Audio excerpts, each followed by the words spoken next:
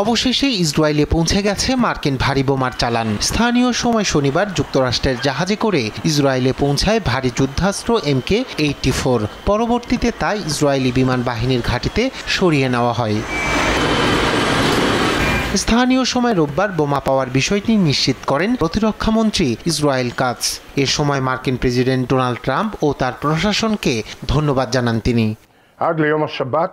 শনিবার রাতে ইসরায়েলে যে অস্ত্রশস্ত্রের সরবরাহ এসেছে তা বিমান বাহিনী ও IDF এর জন্য উল্লেখযোগ্য সম্পদ। এটি ইসরায়েলের ও যুক্তরাষ্ট্রের মধ্যে শক্তিশালী বন্ধনের প্রমাণ। মার্কিন প্রেসিডেন্ট ডোনাল্ড ট্রাম্প ও তার প্রশাসনের অবিচল সমর্থনের জন্য ধন্যবাদ। আমাদের নিরাপত্তা জোরদার করার জন্য একসঙ্গে কাজ চালিয়ে যাব।